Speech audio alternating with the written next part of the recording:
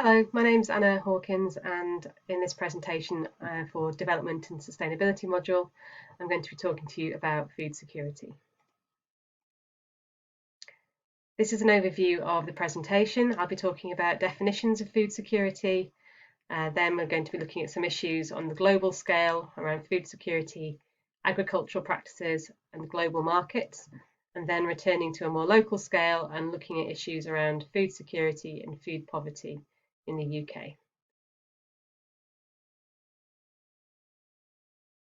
So first of all, let's start with a definition. The basic sort of dictionary definition of food security is the state of having reliable access to a sufficient quantity of affordable, nutritious food.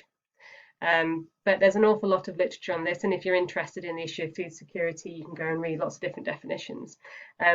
But we talk about food security at different scales, and obviously there's lots of sort of relativity issues when it comes to things like food security.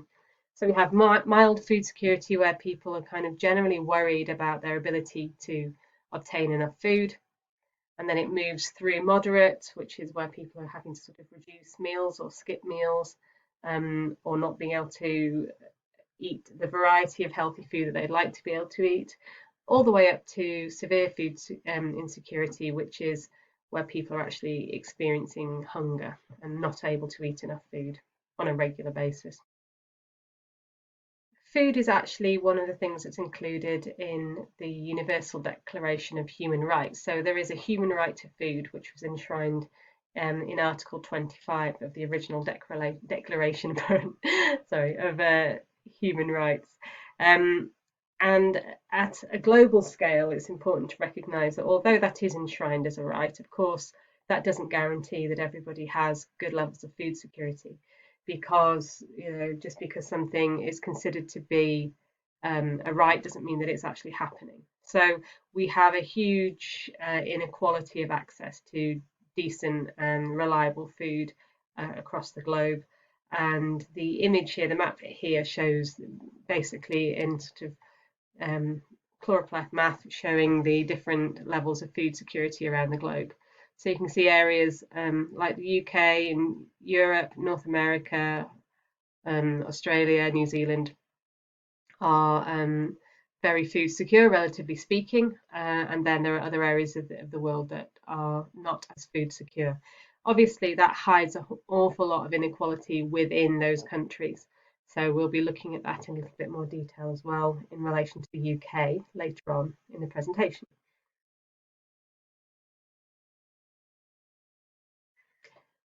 So one of the key areas of food security is actually around things like the environmental impact of agricultural practices around the world.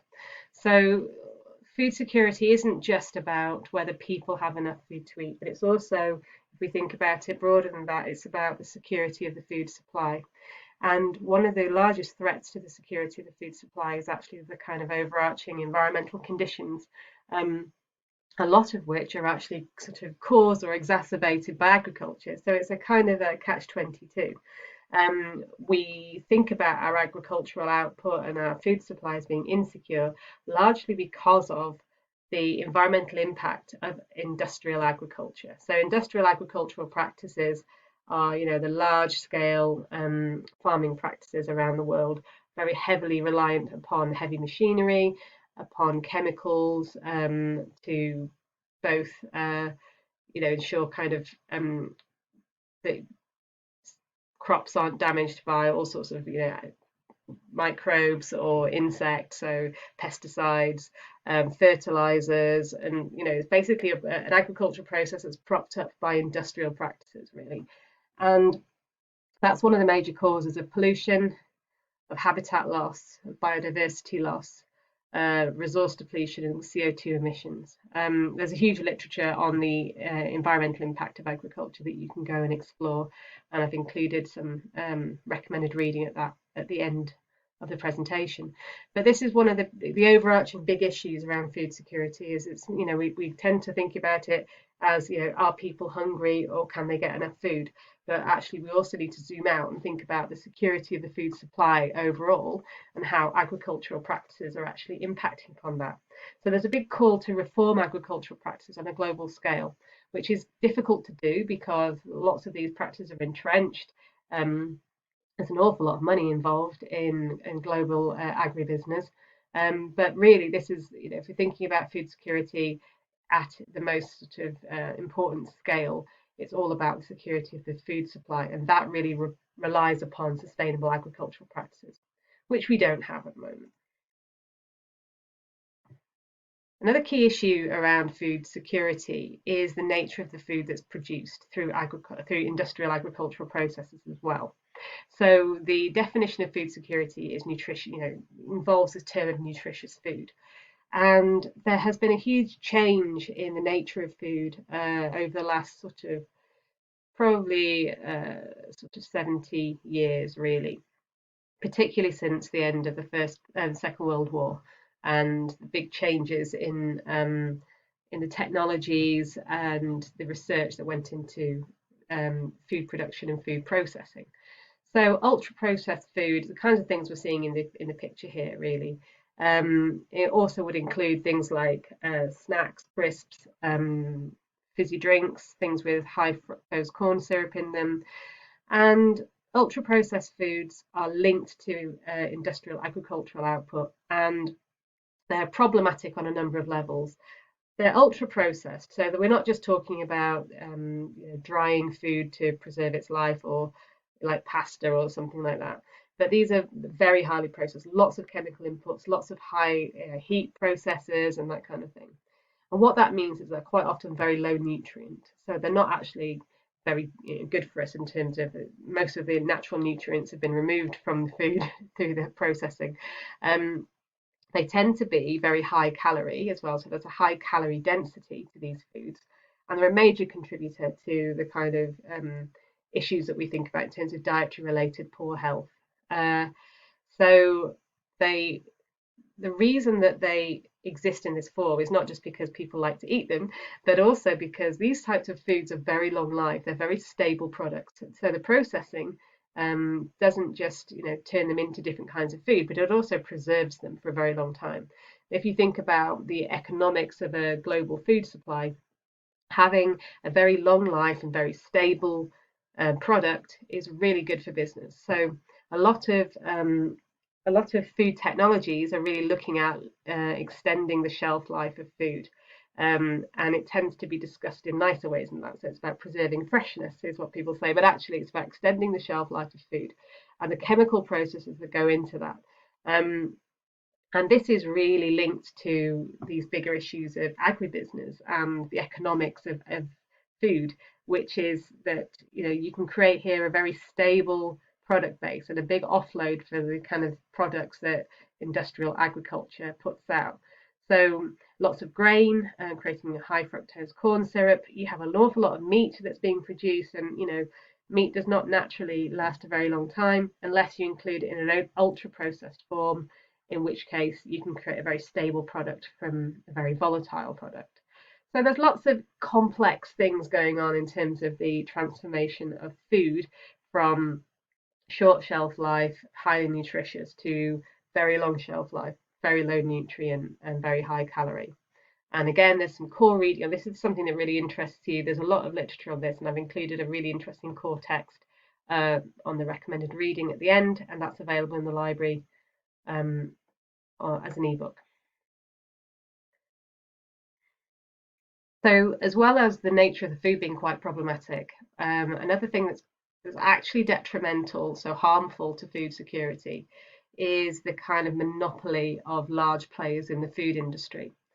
It's not good when you have a very small number of large corporations controlling the food supply, because actually, that makes it quite vulnerable. And what we can see in this graphic here is the change in market share of large supermarkets between the periods of 1992 and 2002. And there has been a significant increase. So whereas before there would have been lots of small traders within the food sector, so you'd have had local food supply chains and lots of small independent people bringing food to the market, literally in different ways.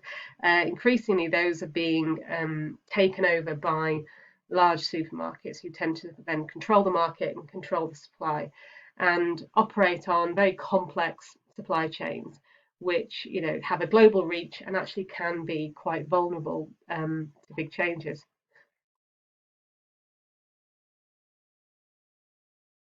So what do we do? How do we move forward in order to try and get a more sustainable food system? Um, Again, this is something that there's a huge amount of literature on, and it's a really key area of research, and also an awful lot of different kind of professions that are working in this area at the moment. So, in order to have a sustainable food supply, we really need agricultural practices which are more environmentally sensitive and sustainable. So we need to, consider different ways of farming and different ways of producing food that don't have such a massive environmental impact as the ones that we currently rely on. There's an awful lot of research and development that goes into that, but there's also older farming practices, more kind of organic farming practices that we can look to as well. So everything's not just about moving forward to a sort of greater level of technology, but actually sometimes returning to some more traditional ways of farming. It would also be better to have a wide range of contributors to the food supply. And we're not saying that we need to get rid of supermarkets at all. They play a very important role. But actually, it's good to have diversity. It's good to have diversity in the ecosystem. It's good to have diversity in terms of biodiversity. And it's good to have diversity in terms of a food supply as well. So anywhere where you're moving towards a monoculture or a monopoly is a bit problematic and it's risky. So again, it's trying to encourage lots of different people and different levels of and different scales of operation to be able to contribute to the food supply.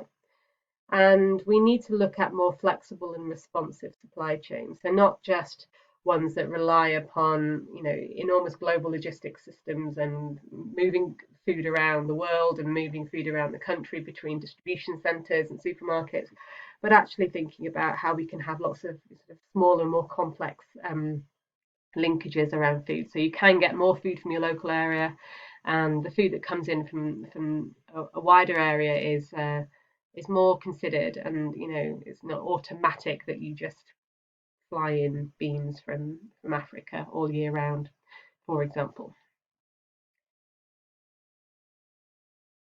But it's really difficult to start to untangle the complex monopolies that are already starting to operate. When we say to people, a good way to move forward would be to support independent food producers and try and buy different foods from different places. One of the things that really complicates that is the way that large multinationals operate. So if it's actually quite hard to know which multinational corporation owns and runs which brand. So they're very clever, they're very good at business. So what you can see here is this relatively small number of companies. I think it's 10, yeah, 10 companies here that actually control a vast number of brands. And you can, zoom in on this graphic at your leisure and just see all the different brands that sit underneath that. There might be some in there that are actually quite surprising, but it's very difficult to support independent brands because you don't really know which are independent. The multinationals hide the complexity. They don't just say everything's by Mondelez. They have lots and lots of different brands, things like Cadbury's, things that we're quite familiar with. And but what is also interesting about a lot of these brands that you'll see here is that you can see that an awful lot of these are producing ultra processed sort of snack foods. There's a vast market in ultra processed foods, and they are very heavily controlled by these small number of global multinationals, which is not great for food security or for our health. So that's a bit of a whistle-stop tour through some of the sort of global and overarching issues. And as I say, there's lots and lots of literature on this and lots of interesting stuff to read. And I've recommended a few texts at the end of this presentation. But I also just want to talk to you a little bit about food security at a more local scale. So I'll choose the UK, although you could apply the same to any of the countries that showed high levels of overall food security. Within those countries, there is often an awful lot of inequality, particularly North America and the UK. So let's look at the UK. So we're talking about food security at this scale. I'm really looking at kind of variations in food poverty and access to decent food. And one of the things that I think most of us have now heard of, is quite prevalent in the news, is the use of food banks and emergency food. And this has become particularly important through the global pandemic, when lots of these issues have actually come to the forefront in the media as well, about people going hungry and people not being able to access decent quality food. So these are some data visualizations produced by the Trussell Trust, which is the largest food bank NGO in the UK. They operate a large food bank network that sort of tends to operate through sort of small independent, like a franchise basis, really. But you can see that there's been a huge rise in use of the food bank network, a 74% rise over the last 5 years. And the other graphic shows the number of parcels. It doesn't really show you how that works in terms of population density, but there's definitely been a huge increase in uptake of a food charity in the UK, which is an indicator of poor levels of overall food security.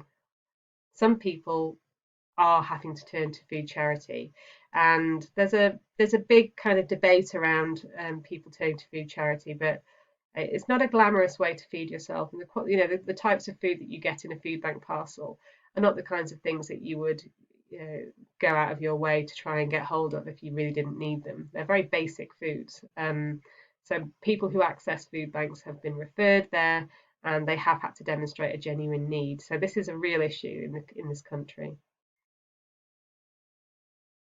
So how does that tally with what I said at the very beginning of this presentation, which is that food is actually enshrined in law as a legal right?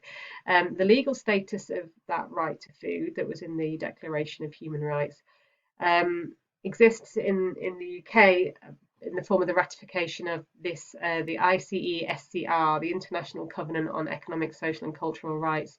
And that was in the 1970s that was enshrined in law. But one of the things that it does say in that is that people who are unable to access food through no fault of their own, and that is where it becomes very blurred, because that's where you start to get ideological debates around whether or not people can afford food, or have budgeted properly, or have chosen to spend things on other things, and all those debates come into play there around why doesn't the government just automatically provide food to everybody. So there's a lot of complexity there, and again there's a large literature on the ethics of food banking, the effectiveness of food banking, the morality of food banking, and I've recommended again a really good accessible key text on that at the end of this presentation. So yeah, we have again those moderate to severe levels of food insecurity in the UK, and there isn't a standard legal mechanism to make sure that everybody is well fed. And the other thing to think about again is that sort of quality of food. So quite often people who are living in areas of higher levels of poverty also have less access to affordable and healthy food. They tend to have more access to that the kind of ultra processed food, which is very cheap, tastes really good, lots of people like it, fast food, all those kinds of things are very widely available, often in areas where people don't have a lot of money to spend on food, and it's harder and more expensive to access a healthy diet. So again, looking at sort of food security in some different contexts as well. Food security in terms of our food supply in the UK is an interesting one. So we've had at the beginning of the pandemic, when all the shops were shut and all supply chains were just interrupted, we noticed how quickly the shelves of the supermarkets started to empty. We have a very in a way, a very fragile food supply in the UK, in that it relies, because of these big supermarkets control the supply, it relies upon some very complex and actually quite short supply chains. So we don't have an awful lot of food in the country at any one time. We have an awful lot of it travelling to the country, stacking up in lorries, trying to get back into the country, if there are any interruptions to the ports and all that kind of thing. So you can see from the HMRC graphic here the proportion of these different types of foods that we import and the proportion that we export. So you can see that in certain areas, say things like dairy and eggs, it's not too far apart. And sugars, we produce quite a lot of our own sugar in this country, but in certain areas, things like fruit and vegetables, meat, we actually import an awful lot of our food. And that, that is part of the issue in terms of thinking about what is our food security nationally as a nation. Do we actually produce enough decent food of a wide enough variety to feed the country if we needed to? We haven't fed ourselves we haven't sort of stopped food imports since like the 1600s, really. We've been importing food for hundreds and hundreds of years, so that's quite normal to do that. But it's interesting to see just how, the areas where actually we are reliant upon imports quite heavily. And the other graphic here just shows the different levels of food insecurity across England, Wales, and Northern Ireland, just to give you an indicator of different types of and levels of food insecurity there. So, quite high levels of marginal food insecurity. So people who aren't relaxed and comfortable with always being able to put decent quality food on the table. Higher levels of severe food insecurity in Wales, higher in England than in Northern Ireland. So different levels there of sort of food security to think about. So quite a lot to think of issues here at lots of different scales. So this has just been an introduction to the topic. It's a really important subject in terms of both development, equity, ethics, and sustainability at an environmental level, as well as a human rights level.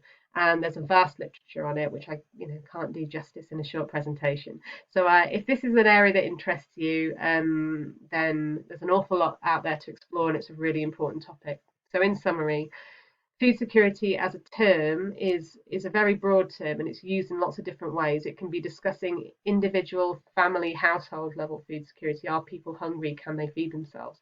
It can also be discussing global supply chains, security of food supplies against environmental change, and against different sort of political changes and trading and changes. It can also, we can talk about it, the security supply at a global, a national, and a domestic level. So it shifts. It's not just referring to one thing. It's very important not to lose sight of the sustainability, the environmental sustainability perspective on this. It's enormous. The contribution that agriculture and food makes to environmental degradation across all scales is enormous. And we're often, when we think about food security, we're often thinking about, oh gosh, is there enough food and how are we going to feed more people? We already have an oversupply of food globally. There's too much food being produced. What we have is a distribution issue. So a lot of the people who say we need to think about, securing the food supply against the growing population are actually invested in the food industry. So we don't have a problem producing enough food. We have enough problem of producing enough good quality, nutritious food that everybody has access to. And that food security isn't just about quantity, it's very much about quality as well. So are we producing the kinds of food that keep us healthy and well? Or is that something that we also need to think about? So thanks very much for watching this presentation. Here are the texts that I'm recommending. I'm going to move myself out of the way. So the first text, Lambie Mumford, is about food charity, food poverty, and food banking. The Langenhiesman text is about this kind of global changes in the food industry in terms of environmental impact and changes in diet. The third text, which is hard to pronounce, their authors, Billon and Visquet, Africa is around some really nice ideas around how we can produce more sustainable food at different sort of scales. So some nice ideas there. And the final one is about how the type of food that we eat has changed due to changes in industrial practices in agriculture. So something for everybody there, I hope. But thanks again for listening.